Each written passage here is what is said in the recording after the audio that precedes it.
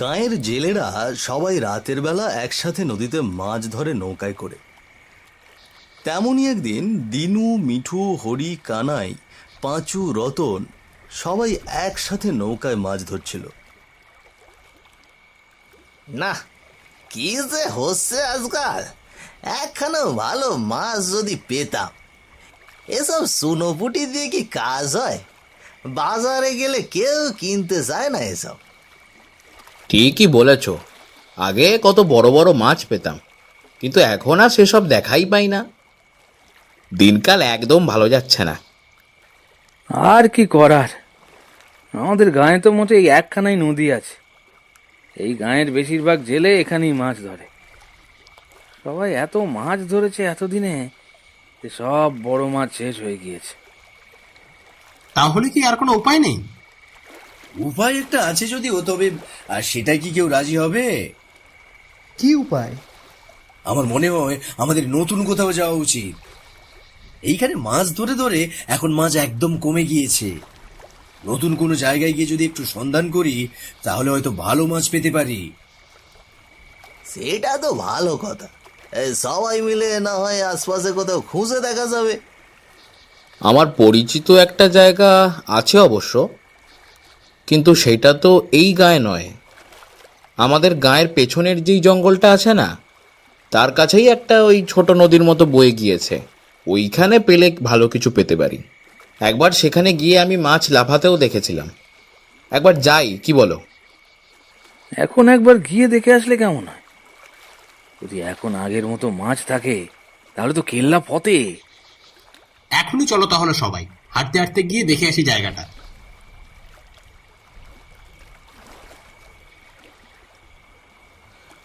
নদীতে বেশ বড় বড় মাছ দেখা যাচ্ছে। এটা দেখে তারা সবাই বেশ উৎসাহী আর খুশি হয়ে উঠল। এই দেখো, এই হচ্ছে সেই জায়গা। বেশ কিছুদিন আগে এই পথ দিয়ে যাওয়ার সময় আমি দূর থেকে দেখেছিলাম। হ্যাঁ, এখনো মনে আছে। দূর থেকে দেখলে কি হবে, তাও স্পষ্ট বোঝা যাচ্ছিল যে কত কত মাছ রয়েছে। বাহ, জায়গাটা তো বেশ, তবে জল খুব একটা বেশি নয় মনে হচ্ছে। এখানে নেমে তারপরে মাছ ধরা যাবে। নৌকা ঘুরিয়ে আনার প্রয়োজন নেই। কত মাছ দেখেছো তোমরা? এখান থেকে কি বেশ কিছুদিন মাছ ধরা যাবে? আর ততদিনে আমাদের গায়ের নদীতেও মাছগুলো বেশ বড় বড় হবে। কি বলো সবাই? হ্যাঁ, সেটা অবশ্য ঠিক। তবে জায়গাটা খুব দূরে। তাতে কি, সবাই মিলে একসাথে আসবো, আবার সবাই মিলে একসাথেই যাব। এই চক্করে কখন সময় কেটে যাবে বুঝতেই পারবো না। তাহলে কাল থেকে আমরা এখানেই মাছ ধরবো। সবাই রাজি আছো তো? হ্যাঁ, রাজি। রাজি রাজি। হ্যাঁ হ্যাঁ হ্যাঁ, সবাই রাজি। হ্যাঁ হ্যাঁ, আমিও রাজি।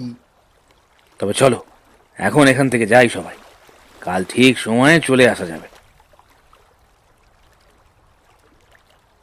সকলেই একে একে বেশ বড় বড় মাছ তুলতে আরম্ভ করলো।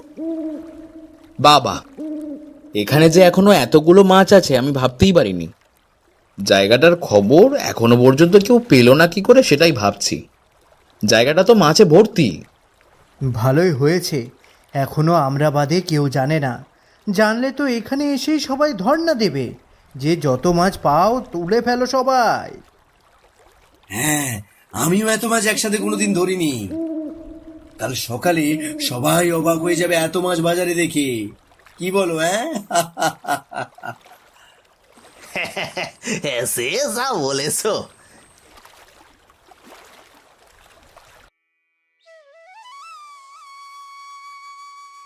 বেশ বড় বড় মাছ নিয়ে বসেছে আজকে তারা। ও বাহ, আজ বাজারে এত মাছ! আমি তো ভাবলাম মাছ কেনার জন্য মনে হয় অন্য বাজারে যেতে হবে। না না বাবু, কি মাছ লাগবে বলুন। শহর থেকে দিদি জামাইবাবু আসছে, আমাকে বরং বড় ওই রুই মাছটা দাও। মাছটা ভালো হবে তো? হ্যাঁ বাবু, মাছ একেবারে খাসা। একবারে খেলে একেবারে মুখে লেগে থাকবে। আসতে দেখছি সবাই বড় বড় মাছ নিয়ে বসেছে। আমাকেও দাও কিছু। হ্যাঁ হ্যাঁ বাবু, অবশ্যই। আপনার কি মাছ লাগবে? বাবা, আমাকে দেখে শুনে একটা মাছ দাও তো বাবা। নাতনিটা অসুখে ভুগছে বারবার, তা সে একটা মাছ খেতে চেয়েছে বড় দেখে। তা নাতনির আবদার কি ফেলা যায় বলো? তবে দামটা একটু কমিয়ে রেখো বাপু। দেখতেই তো পাচ্ছ গরিব মানুষ, টাকা কড়ি খুব একটা নেই। চিন্তা করবেন না মা, আপনার কাছে বেশি দাম রাখবো না।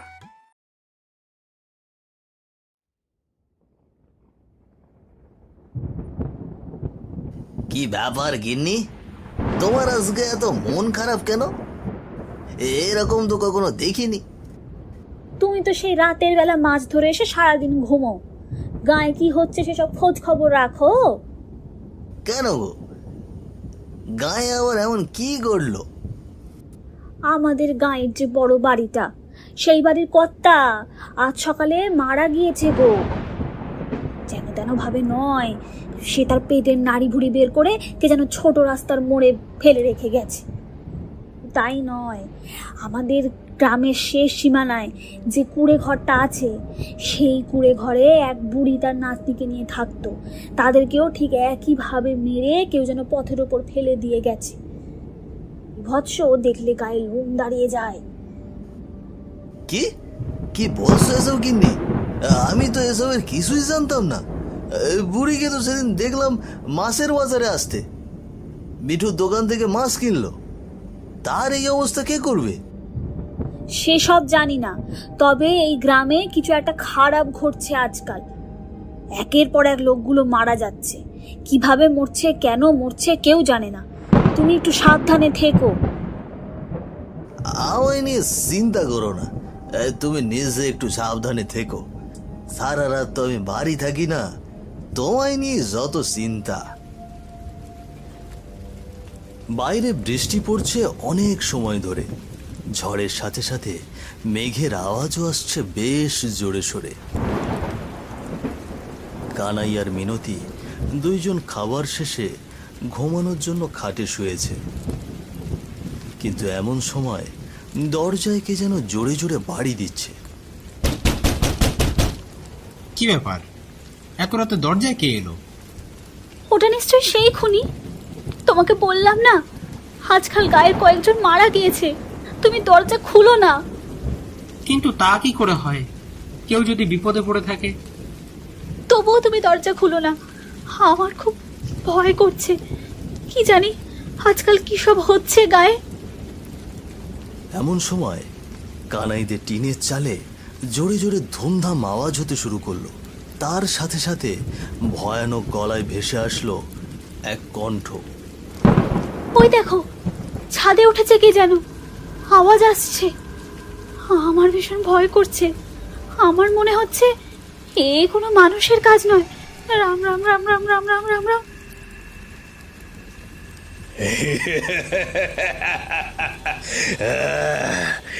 মাছ দে, আমার মাছ দে।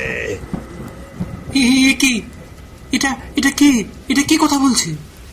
বলেছিলাম না, এ কোনো মানুষের কাজ নয়। নির্ঘাত নির্ঘাত কোনো মেয়ে হয়ে পেয়েছে আমাদের গ্রামকে। কেমন ভাবে মাছ চাইছে, শুনতে পাচ্ছ না? কি এবার এবার কি হবে?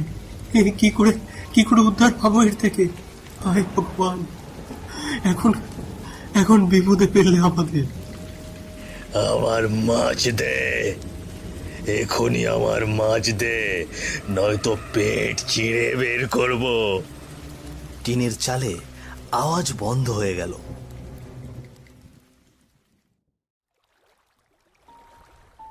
পরদিন রাতে আগের মতন আবারও রাঙাঘাটে মাছ ধরতে গেল। সকলেই আজ বেশ দুশ্চিন্তাগ্রস্ত। এই, তোমরা সবাই শুনেছো গায়ে কি হয়েছে? আর বলো না, গতকাল আমার আর আমার গিন্নির সাথে যা হলো, তারপর আমি তো সেটা বিশ্বাসই করতে পারছি না। কেন, কি হয়েছে? ভাবতেই পারবে না কি হয়েছে। আমি আর আমার গিন্নি খেয়ে দিয়ে শুয়েছি ঘুমানোর জন্য। হঠাৎ করে টিনের চালিয়ে আর দরজায় জোরে জোরে কে যেন বাড়ি দিচ্ছে। আর বলছে আমায় মাছ দে।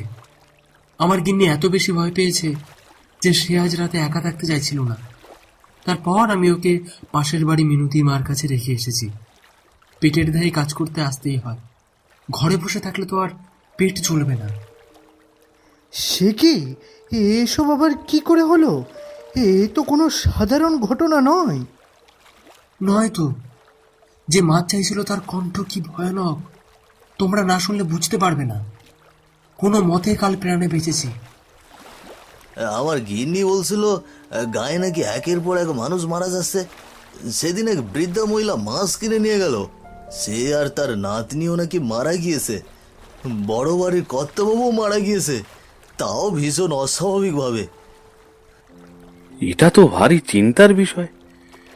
এরকম হতে থাকলে তো বউ ছেলে মেয়ে ঘরে রেখে আসাই দায় হয়ে যাবে। কি করা যায় বলো তো? এই জায়গাটাও তো গ্রাম থেকে বেশ খানিকটা দূরে, এলেই ঘরের সবার চিন্তা লেগে থাকবে। এমন সময় বা নিচ থেকে টেনে ধরল সেই পিশাচ। আতঙ্কে চিৎকার করে উঠল হরি। এ কি আমার পাকে টেনে ধরেছে। বাঁচাও আমায়, বাঁচাও। হঠাৎ করে জলের তলায় ডুবে গেল হরি।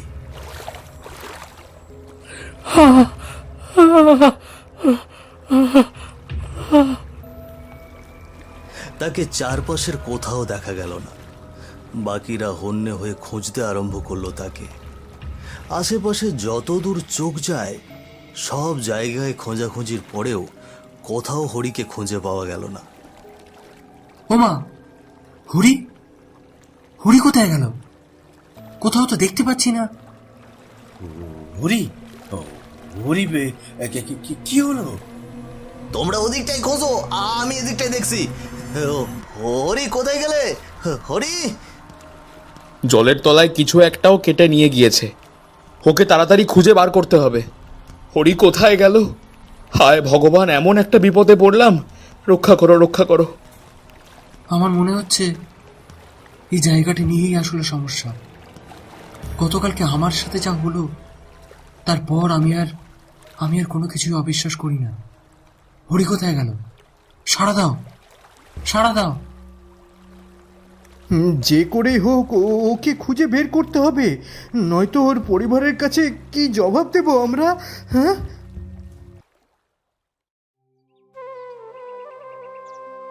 সকলের কপালেই চিন্তার ভাঁজ যেন স্পষ্ট দেখা যাচ্ছে। গ্রামবাসী সহ মোড়ল বাকিদের নিয়ে এক আলোচনায় বসলো পরদিন। সব বুঝতে পারছি, এই গ্রাম ছেড়ে ওদিকটায় যাওয়া তোমাদের ঠিক হয়নি। আমার যতদূর মনে হয় জায়গাটা ভালো নয়, কোনো অভিশাপ আছে নিশ্চয়ই, আর সেই অভিশাপ এখন তোমাদের গায়ে এসে পড়েছে। মোড়ল মশাই, হরিকে কি সত্যি সত্যি খুঁজে পাওয়া যাবে না? বলুন তো মোড়ল মশাই, হরিকে কি খুঁজে পাওয়া যাবে না?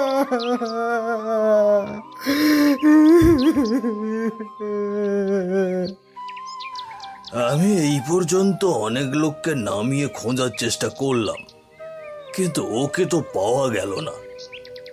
নিশ্চয়ই কোনো কিছু ওকে জলের তলায় টেনে নিয়ে গিয়েছে।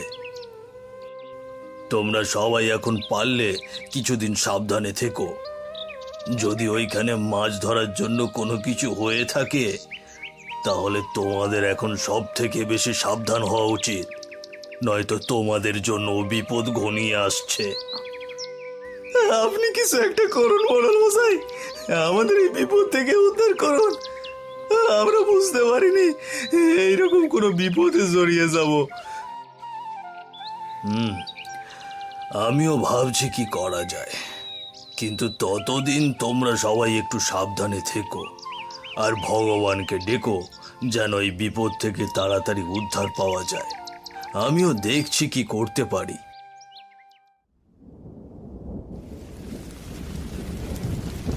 সন্ধ্যায় গ্রামের রাস্তা ধরে পাঁচু আর তার মা হাতে দুটো কাপড়ের পোঁটলা নিয়ে হেঁটে যেতে লাগলো।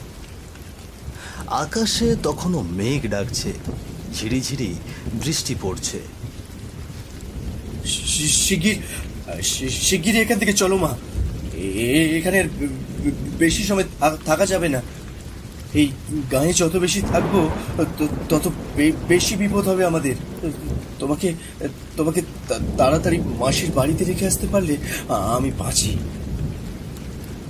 শিগগিরই বাবা।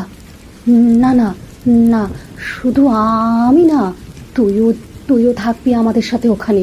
এই বিপদের মধ্যে আমি তোকে একলা এখানে থাকতে দেব না বাবা। বিপদ কেটে গেলে না হয় আবার ফিরে আসা যাবে। কোনো মতে গ্রাম ছাড়তে পারলে বাঁচি। দুপুর দুপুর বেরিয়ে গেলে হতো। সন্ধ্যা নেমে আসছে, বৃষ্টিও পড়ছে হালকা হালকা। তাড়াতাড়ি যদি না পৌঁছতে পারি তবে কিন্তু বিপদ আছে। এটা তো সেই অভিশপ্ত নদীর উল্টো দিকের রাস্তা না? হ্যাঁ, আমার মনে হয় না এদিকে কোনো বিপদ হবে। কি বলিস? হ্যাঁ, এই শিগগিরই পা চালিয়ে চল এখান থেকে, শিগগিরই পা চালিয়ে চল খোকা। পাঁচু আর তার মা দুজনেই হাঁটছিল গ্রামের অপর প্রান্তে, কিন্তু হঠাৎ করেই তারা লক্ষ্য করল তারা চলে এসেছে সেই রাঙাঘাটের নদীর কাছে। এটা দেখে তারা ভীষণ ভয় পেল। কি রে? হ্যাঁ, কি এটা কোন রাস্তা? এরকম রাস্তায় তো আমরা আসিনি। হ্যাঁ, এখানে কিভাবে চলে এলাম? এখানে কিভাবে চলে এলাম? এটা তো সেই নদী, সেই জায়গা যেখানে যেখানে আমরা মাছ ধরি। কি হচ্ছে এসব? আমরা তো উল্টো দিকে গিয়েছিলাম, এখানে এলাম কেমন করে?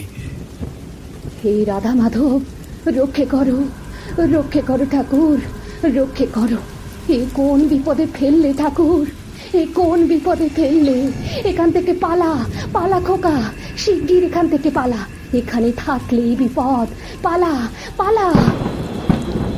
পাঁচু আর তার মা দৌড়তে আরম্ভ করলো, কিন্তু তাদের পা এক চুলও নড়ল না, যেন এক জায়গাতে দাঁড়িয়ে দৌড়ানোর চেষ্টা করছে তারা।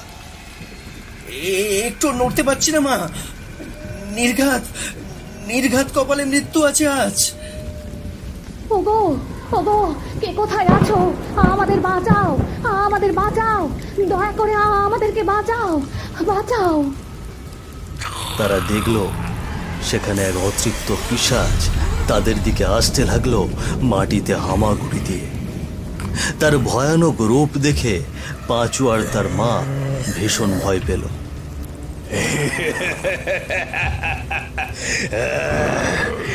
মাছ দে, আমার মাছ দে, এখনই আমার মাছ দে, নয়তো পেট চিড়ে বের করব।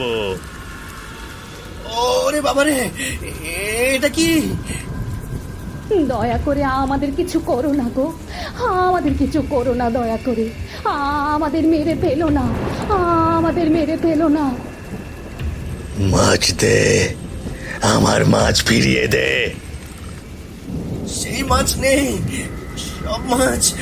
সব মাছ বিক্রি করে ফেলেছি, দয়া করে ছেড়ে দাও।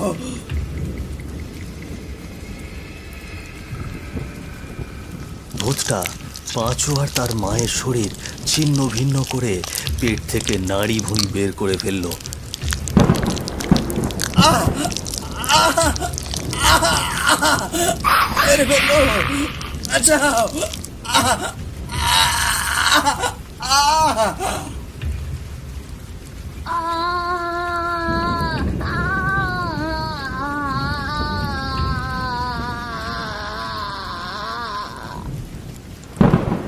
সেখানে ছটফট করতে করতে মারা গেল পাঁচু আর তার মা। পরের দিন দুপুরবেলা পাঁচু আর তার মায়ের লাশ খুঁজে পেয়ে গ্রামবাসী আর তার সাথে সাথে মোড়ল আর বাকিদেরও দুশ্চিন্তা আরো বেড়ে গেল। সবাই একসাথে বসে আলোচনা করতে লাগলো এরপরে কি করা যায়। না, এবারে কিছু একটা করতেই হবে। আমাদের পাশের গাঁয়ে এক বিখ্যাত তান্ত্রিক আছে, তাকে যদি একবার নিয়ে আসা হয় ওই জায়গায়, তবে কোনো একটা সমাধান ঠিকই বের হয়ে যাবে। তোমরা ভয় পেও না, এবারে আমি বিষয়টা সমাধানের ব্যবস্থা করছি। পাঁচু আর তার মাকে যেভাবে প্রাণ দিতে হলো, তোমাদের সেই রকম ভাবে আমি বিপদে পড়তে দেব না। মোড়ল তান্ত্রিককে আর বাকি সবাইকে নিয়ে সেই রাঙাঘাটে গেল একটা সমাধানের ব্যবস্থা করতে। তান্ত্রিক রাঙাঘাটের চারপাশে ঘুরে সেই নদী বন্ধ করে দিল, এক মুঠো শ্মশানের ছাই ফেলে দিল নদীর জলে। এইখানে বাস করত অনেক আদি পুরানো এক প্রেত পিশাচ। এই জায়গার সব মাছ তার। তোমরা এখানে এসে ওর মাছ নেওয়াতে ও রেগে গিয়ে তোমাদের এই অবস্থা করেছে। আমি এখন এই ঘাটে চারপাশ বন্ধ করে দিয়েছি। এখন আর সেইখান থেকে উঠে তোমাদের পিছু নিতে পারবে না। তোমরা সবাই নিশ্চিন্তে বাড়ি ফিরে যাও। তারা সবাই যার যার বাড়ি ফিরে এলো। এরপর সেই জায়গায় আর তারা কেউ মাছ ধরতে যায়নি।